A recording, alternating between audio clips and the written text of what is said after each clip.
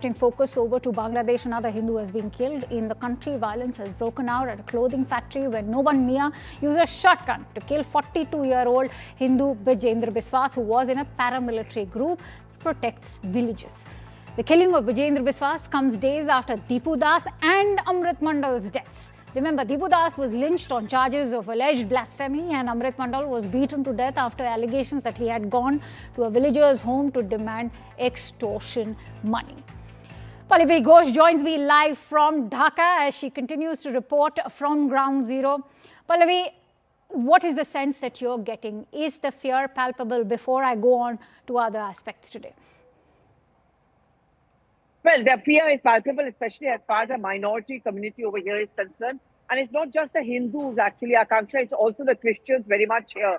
Because what has happened is just day before, there was a statement which was given by the advisor's office, and which essentially criticized India for pushing a narrative which seemed to be suggesting that, the minorities were being targeting, whereas the government or the administration over here, Akanksha, was trying to make the larger point that when Mandal was killed, it was done so because he was extortionist and he was a criminal. Now, despite all these kind of reassurances coming in, some curt voice being sounded by our MEA, things doesn't seem to have changed on the ground as well. Yet another Hindu has been targeted. He has been killed. The accused certainly has been arrested. But what I also got a sense earlier, Akanksha, when I traveled to the BNP office over here, which clearly is in mourning for the janaza of Khaleda Zia, which is going to take place tomorrow, is that they too are going to be under pressure. So they're in a catch-22 situation. On one hand, very clearly, the kind of radicalization of the Bangladeshi politics, that's going to have an impact. And on the other hand, certainly is going to be this world pressure that, you cannot be seen as propelling a strategy or a policy which is targeting the minorities. BNP leaders have said that Khaleda Zia would always be remembered as the queen of democracy. And now with her demise, do you also see this as a symbolic end to a democratic Bangladesh? What are your hopes from, say, Tariq Rahman succeeding, given that polls are indicating that the popularity is entirely commanded by the BNP at the moment? Well, I think you also understand Khaleda Zia's beginning of a political career also came on the edifice of the assassination of her husband, Ziaur Rahman. And from a housewife being transformed into first woman president of India, that's been quite a journey for her. But she was not really a very good friend of India. She, of course, was also known, her tenure was also known, which was mired by a lot of corruption allegations against her, but also which believed in the radicalization. In fact, she was also one of the first ones to tie up with the Jamaat. And with the kind of free run the Jamaat is having in many parts of Bangladesh, when you go into interiors like Cox's Bazar, when you go to Khulna, Nanman Singh, where those murders have taken place, it just goes on to show that just to be in power, possibly to have that kind of resonance on the ground, the Jamaat, the NCP, which is the student wing, and also plus, of course, the BNP, I think Tariq Ziaur Rahman will also be expected to toe that radical line. That's his political compulsion. And this sense is what could unnerve India. But I think very quickly, before I come back to your Akanksha, it's a very strong message which S. Jaishankar's visit is going to be made here tomorrow when he's going to be coming for the janaza. Absolutely. And we'll have to, in fact, see how that funeral actually proceeds. And there's a strong messaging now that New Delhi is sending its External Affairs Minister, Dr. S. Jaishankar. We will keep coming back to you, Pallavi. Till then, stay safe.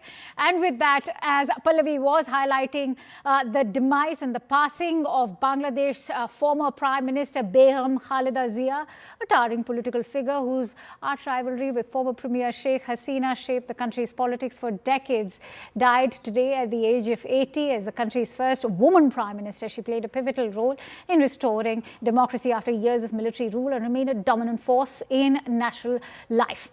External Affairs Minister Dr. Jaishankar will represent the government and people of India at the funeral of Khaleda Zia on 31st of December. That's tomorrow. But what does this mean for Bangladesh, its politics, and more importantly, India? We delve a little deeper.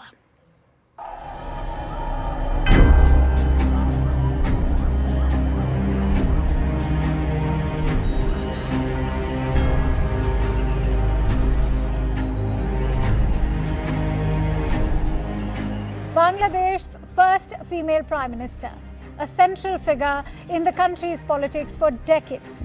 Begum Khaleda Zia passed away at the age of 80 in Dhaka after battling months of liver and kidney problems. She was seen as a leading contender in next year's general election. Zia was treated for infections in her heart and lungs. She was also suffering from pneumonia. Khaleda Zia was born in 1945 in Jalpaiguri, West Bengal, then part of British India.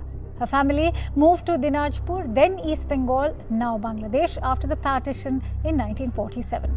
She was married at 15 to a young army officer, Zia-ur-Rahman, a man who rebelled against Pakistani forces during the 1971 Liberation War. He was assassinated in 1981. That's when Khaleda Zia broke through the power ranks and entered politics to lead his party, the BNP. Until then, Khaleda Zia had kept a low public profile.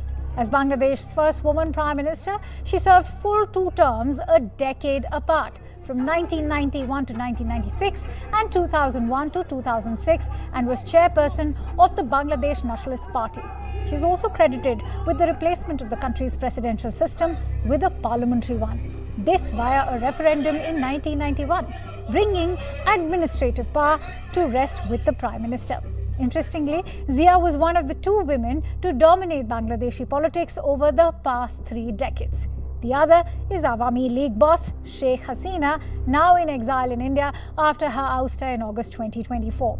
But both differed in their approach to foreign policy, specifically when it came to the India question. In fact, Indian Prime Minister Modi took to X to pay his condolences, recalling his warm meeting with Khaleda Zia in 2015. Unlike Sheikh Hasina, Begum Khaleda Zia maintained a cautious approach towards India, underscoring Bangladeshi sovereignty. Case in point was her sustained opposition to overland transit and connectivity links with India's northeastern states. She also argued Indian trucks' toll-free use of Bangladeshi roads. She compared it to slavery.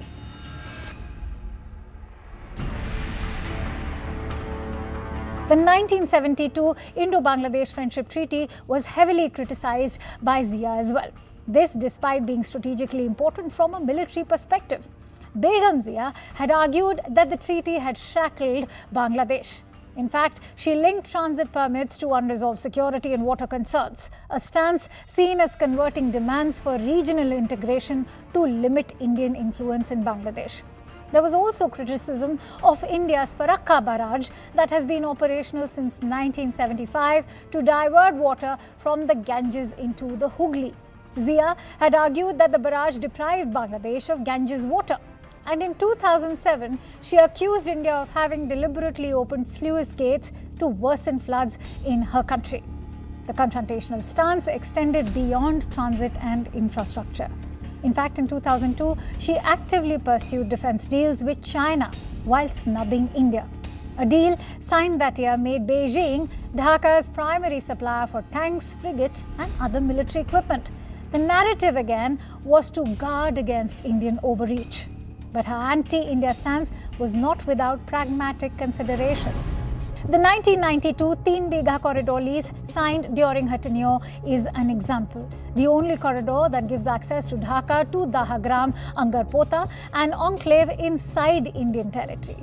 Zia's pragmatism was also evident in 2006 when she visited India as Prime Minister. She signed a revised trade agreement and a new anti-drug smuggling accord with India. However, Zia's relationship with India evolved post-2012. This after a visit to Delhi to meet then Prime Minister Manmohan Singh. What grabbed the headlines during that visit was a pledge that future BNP governments would act against terrorist groups operating from Bangladeshi soil to attack Indian targets. It was a visit at India's invitation and was seen as a strategic pivot in BNP policies prior to 2014. Interestingly, that outreach extended to meetings with Prime Minister Narendra Modi post-2014. In fact, Prime Minister Modi met Zia in Dhaka in June 2015 during his visit to Bangladesh too. That was an unusual meeting, not just because Zia was then leader of the opposition, but also because it underlined the BNP's intent. One that meant to engage with Delhi to broaden ties with Dhaka beyond Sheikh Hasina. Not surprising why the Indian Prime Minister has underscored Begum Khaleda Zia's contributions in shaping the development of Bangladesh and the India-Bangladesh relations. She is survived by her eldest son, Tariq Rahman, who, remember, returned from a 17-year exile in London this month. Rahman is widely regarded as the likely successor to lead the BNP.